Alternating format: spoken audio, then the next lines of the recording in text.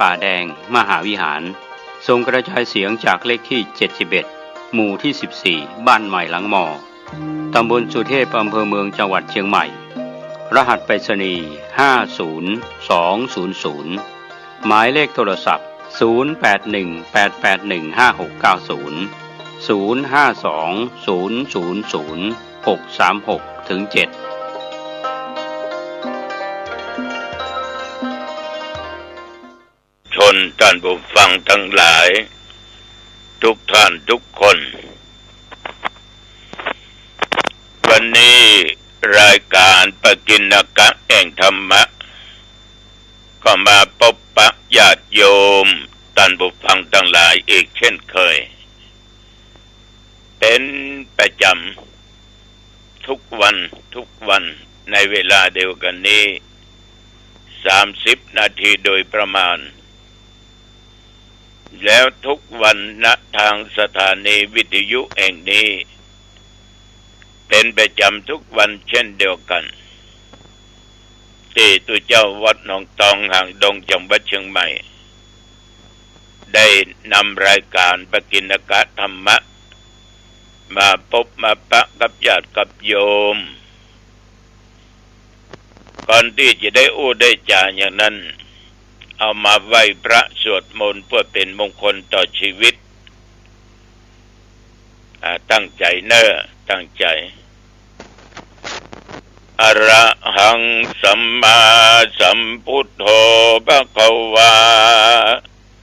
พระผู้มีพระภาคเจ้าเป็นพระอรหันต์ดับเพลิงกิเลสเพลิงทุกข์สิ้นเชิงตรัสรู้ชอบได้โดยพระองค์เองพุทธังภควันตังอภิวาเทมิข้าพเจ้าอภิวาทพระผู้มีพระภาคเจ้าผู้รู้ผู้ตื่นผู้เบิกบานกราบพระพุทธสวากขาโตภควตาธัมโม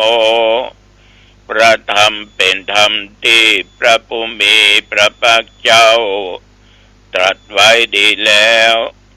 ธัมมังนัมสสามิข้าพเจ้านมัสการพระธรรมกราบพระธรรมสุปฏิปันโนภควโตสาวกสังโฆพระสงฆ์สาวกของพระผู้มีพระภาคเจ้าปฏิบัติดีแล้วสังฆังนะมามิข้าพเจ้านอบน้อมพระสงฆ์นะโมตัสสะภะคะวะโตอะระหะโตสัมมาสัมพุทธัสสะนะโมตัสสะภะคะวะโตอะระหะโตสัมมาสัมพุทธัสสะนะโมตัสสะภะคะวะโตอะระหะโตสัมมาสัมพุทธัสสะพุทธังสรณังคัจฉามิธัมมังสรณังคัจฉามิสังฆังสรณังคัจฉามิตุติยัมปิพุทธังสรณังคัจฉามิตุติยัมปิธัมมังสรณังคัจฉามิตุติยัมปิสังฆังสรณังคัจฉามิตติยัมปิพุทธังสรณังคัจฉามิตติยัมปิธัมมังสรณังคัจฉามิตติยัมปิสังฆังสรณังคัจฉามิอิติปิโสภะคะวะอะระหังสัมมาสัมพุทโธวิชชาจารณะสัมปันโนสุขโตโลกวิโตอนุตตโรปุริสธัมมัสสารถิสัทธาเทวมนุษย์สานังพุทโธภควาติยันตุนิมิต ตังอัปปะมังคะลัญญาโยจามะนาโพสักกุณัสสะสัทโธปะปะกะโอตุสุปินังอากันตังพุทธานุภาเวนะวินาสเมนโต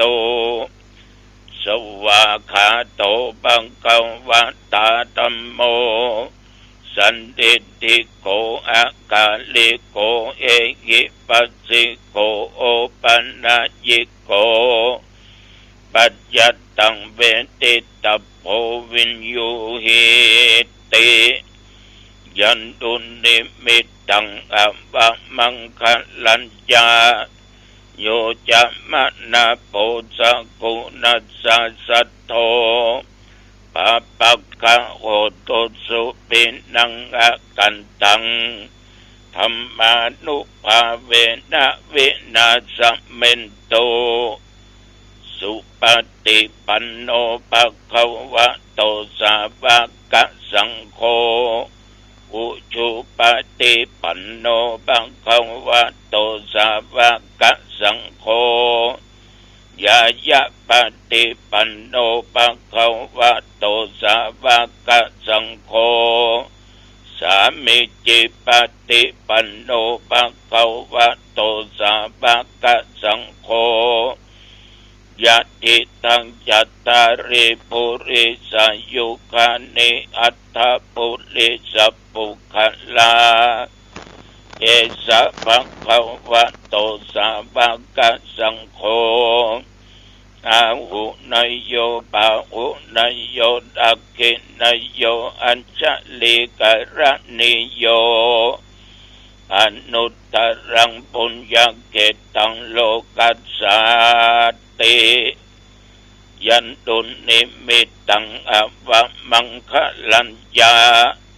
โยจะมะนาโพสักกุณัสสะสัทโธ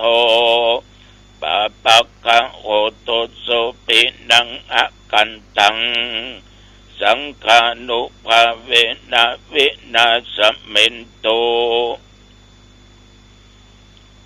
อัตติอุณอัสสะวิจัยโยตัมโมโลเกอนุตตโรสัพพสัตตาอิตัตถายาตังตวังกันอาอิเตวะเตปัลลิวัชเชละจะตันเตอมนุเสกิปาวะเกปัญญเกนะเกวิเสปุเตอากาละมะระเนนะวาสัพพสัมมามะระนะมุตตัวตาเปตัวกาละมาริตังตัสเสวะอนุภาเวนะโหตุเทโวสุขีสัทธาสุตตาสีลังสัมมาตายะธัมมังสุจาริตังจะเรตัสเสวะอนุภาเวนะโหตุเทโวสุขีสัทธาลิขิตังจินติตังปุจังทารนังวัจจนังครุงปะเรสังเตสันนังสุตวตัสสะอายุปวัตติโพชังโคสติสังฆาโตธัมมนังวิจโยตถาวิริยัมปิติปัสสติโพชังคาจัตตถาปะเรสัมมาตุเปกขะโพชังคาสัตติเตสัพพทักษินามุนินาสัมมาทัคคะตาภวิตาภาหุลิกตาสังวัตตันติอภิญญายะนิพพานายะจะโพธิยาเอเตนะสัจจวัชเชนะโสทิเตโอตุสัพพทาเอกัสสมิงสัมมะเยนะโทมุขันลานัญญกัสสปังกิลาเนตุกิเตติสวะโพชังเคสัตตะเทสัญเยติจะตังอภินันติตวโรคามุจจิงสุตังคันเน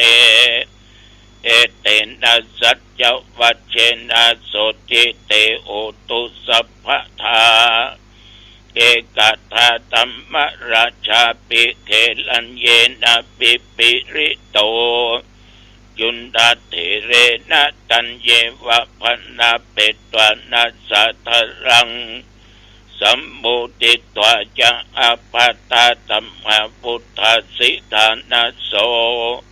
เอเตนะสัจจวัชเชนะสุติเตโอตุสัพพทา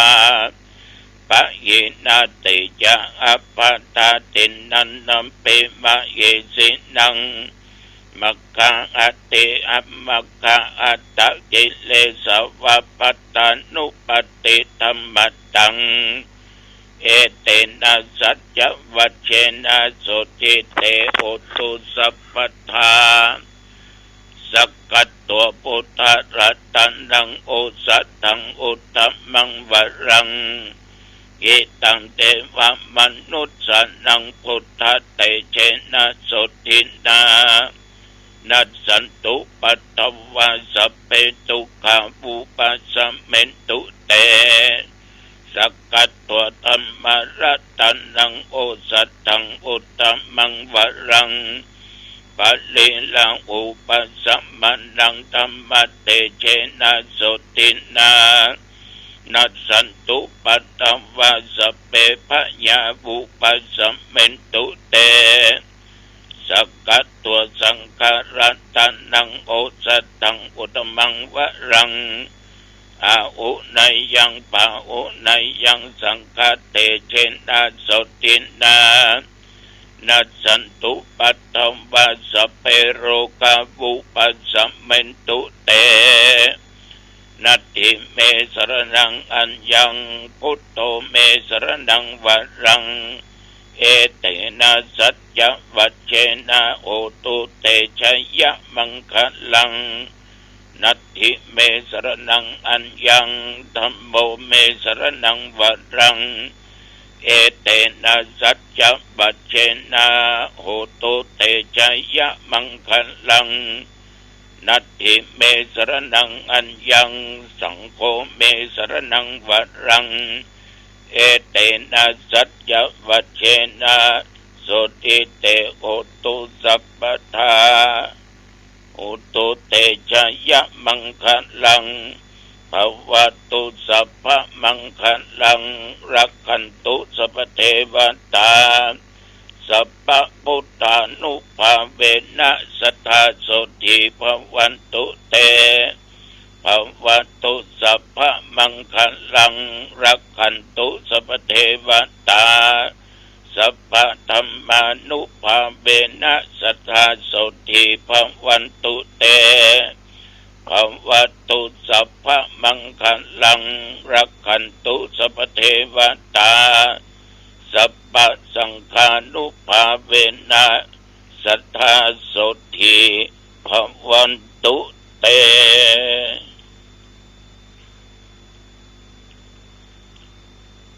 โดยบทพุทธานุภาพธรรมานุภาพสังฆานุภาพบทสาธยายมนต์พจชังคะปริตยันตุลและสกตัวอุณสวิจัยโยอันเป็นมนต์ศักดิ์สิทธิ์เหล่านี้จงมาปกป้องคุ้มครองรักษาแม่นว่าตนข้าพเจ้าและญาติโยม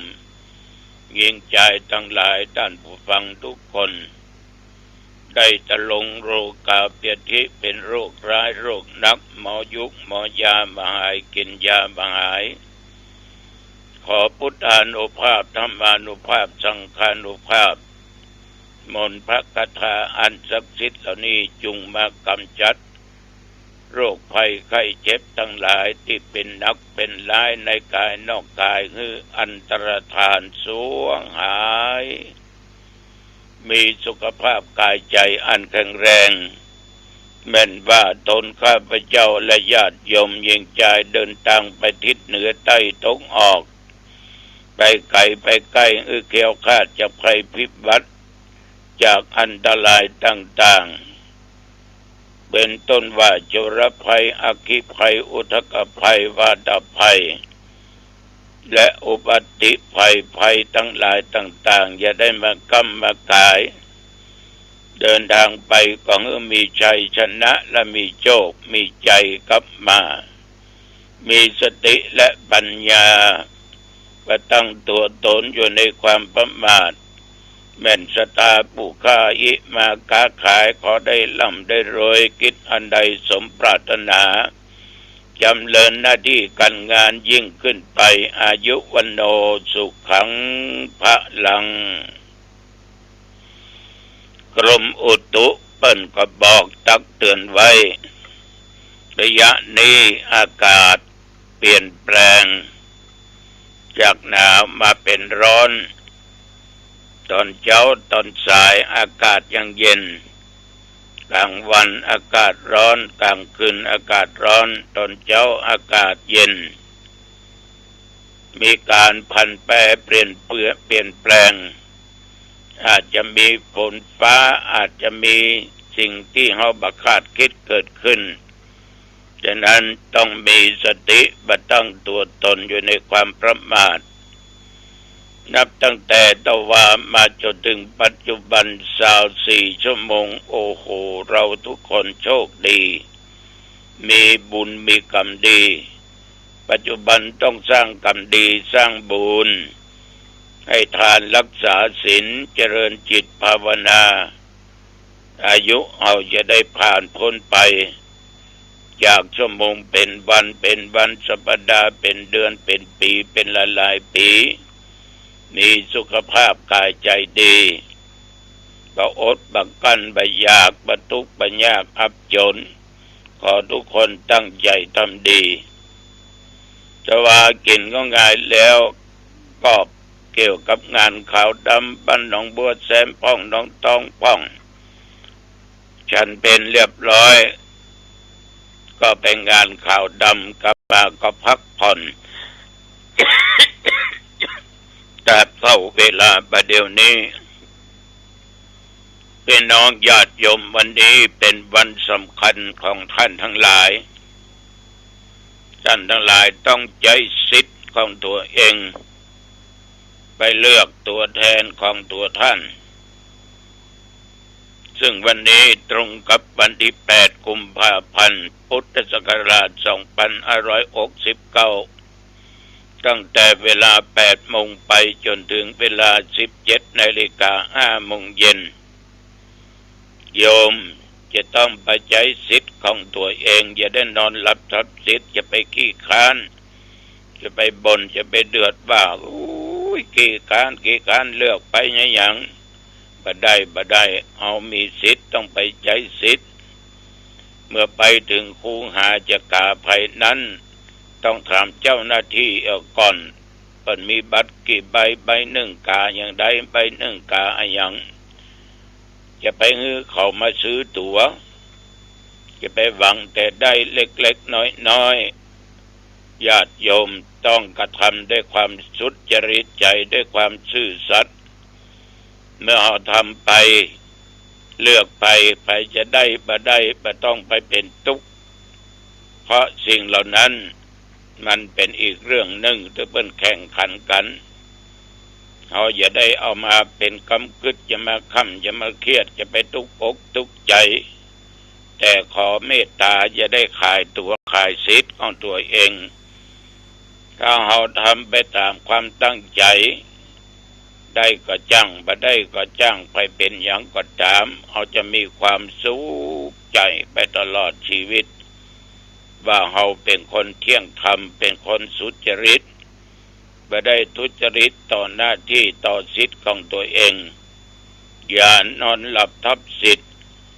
เพิ่นมีกฎมีกติกามีกฎมีระเบียบไว้คนที่ไปใช้สิทธิ์กำหนดอ่านปิงวันหน้าวันตาวาสนามาส่งไปลงผู้ใหญ่บ้านบ่ได้ละพอตัวไปใจสิทธิ์ก็เลยหมดสิทธิ์จะไปลงสทจะไปลงสขจะไปลงสจไปลงสสไปลงนั่นไปลงนี้นะ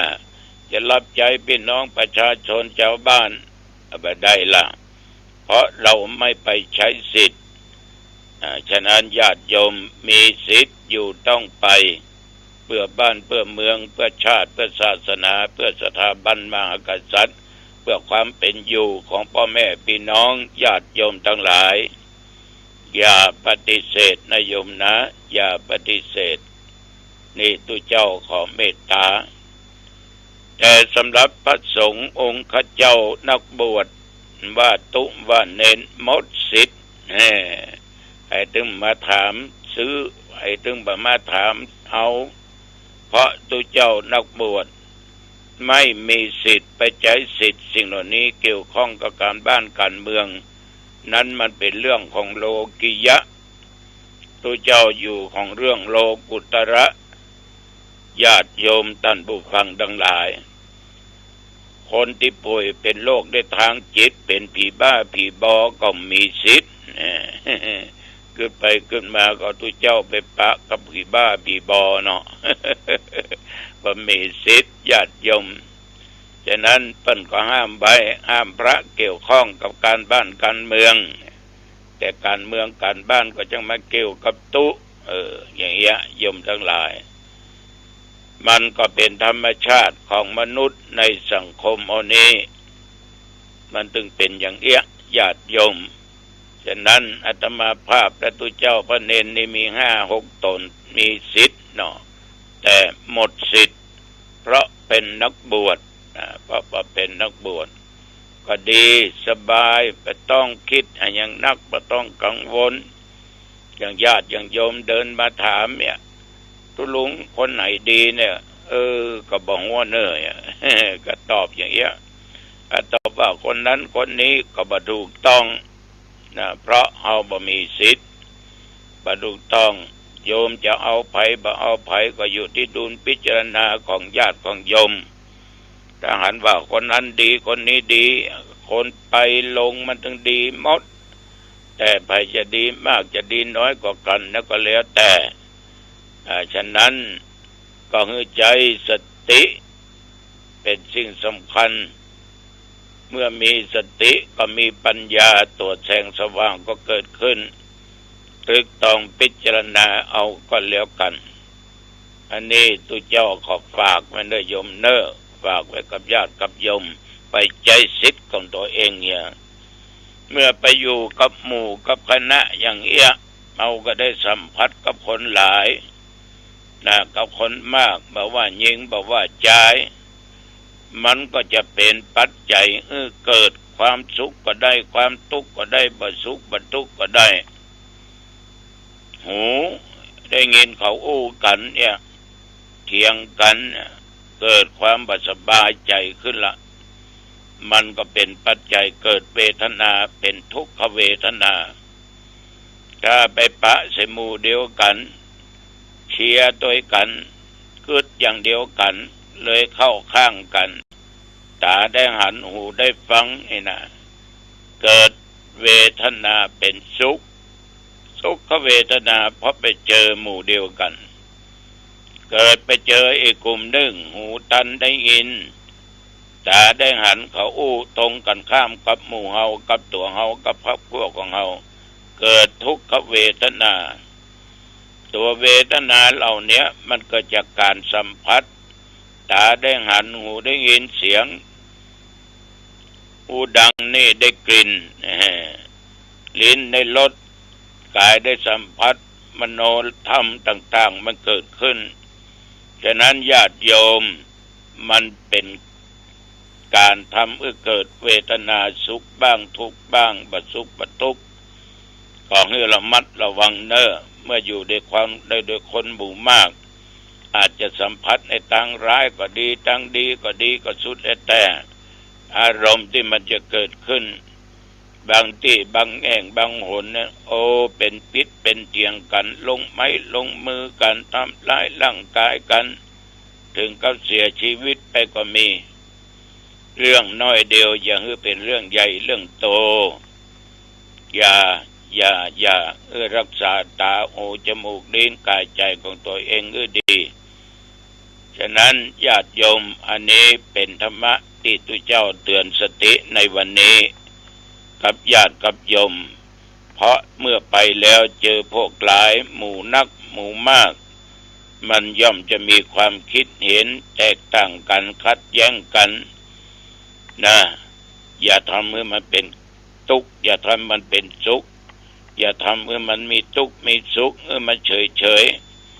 มีสติควบคุมด้านจิตใจตัวเองคนเฮาเนี่ยญาติโยมมนาจิตตั้งจิตตั้งใจตั้งความคิดตั้งความอ่านเหมือนเขาจะไปกาดไปซื้อผ้านะกะเขาจะซื้อเสื้อสักตัวเนี่ยเขาก็มาชอบตัวนี้สีมันถูกอกถูกใจดีไม่ตาไว้เมินละคนที่เป็นตัวมันจะอย่างสีนี้มันจะงามทรงนี้มันจะงามเขาบอกว่ามันถูกใจเขาคนนั้นก็มาคัดหูก็ได้ยินตาก็ได้หันเกิดความทุกข์ขึ้นมาเกิดเวทนาขึ้นมาคือทุกขเวทนาดีบดีเป็นภาคเป็นเสียงกันเพราะความขัดแย้งอิ่มทำมาด้วยกันไปได้ก็ไปกูจะเอาอันเนี้ยกูบอกมึงฟังก็แล้วแต่กะก็จะตั้งมึงรู้เป็นมึงกูแล้วกำนันขึ้นต้นแล้วใหญ่แล้วก็เดี๋ยวเกิดเรื่องเกิดราวเป็นพิษเป็นเถียงกันปากห่อกันปะกันที่ไหนก็บิดหน้าเป็นคนละจอกละแช่งเพราะตัวบซื้อแต่เปิ้นจะซื้อเปิ้นจะเอา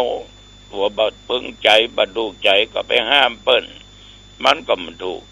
เป็นว่าแปลงบ้านตามใจคนอยู่แปลงอู่ตามใจคนนอนอย่างการแปลงบ้านแปลงจองแปลงวัดแปลงว่าแปลงศาลาการประเรียนกุฏิวิหารโบสถ์พระธาตุเจดีย์มันก็ถูกตาไผถูกตามันถูกใจไผถูกใจมันหรอกเคยมีญาติโยมเคยผิดเถียงกันขึ้นลงขึ้นศาลก็ออกในครอบครัวหนึ่งเปิ้นแปลงบ้านแล้วก็เป็นศาลาคนเดียวเปิ้นก็ทหารที่ไหนนะละเปิ้นเอาอย่างมีเจ้าบ้านหลายคนไปเอิ้นไปบอกไปกล่าวไปแปลงอย่างมันจะหางามโอ้ก็จะเอาอย่าง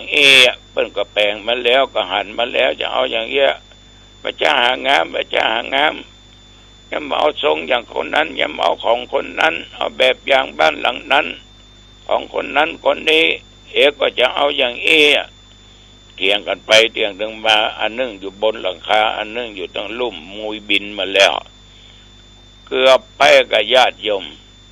เลยเป็นพิษเป็นเถียงกันทำร้ายร่างกายกันขึ้นมาบถึงกับตายเป็นเรื่องขึ้นลงขึ้นศาลก็เปิ้นแปลงบ้านของเปิ้นแปลงบ้านตามใจคนอยู่แปลงอู่ตามใจคนนอนลงเอาพอกับเปิ้นชอบคนนั้นมันแปลงอันเป็นนี่อ่านเปิ้นตาสีน้ำตาลตาสีแดงตาสีเขียวตาสีฟ้าขอได้แปลงบ้านก็เถอะจะตาสีอันเนี้ยมันชอบของมัน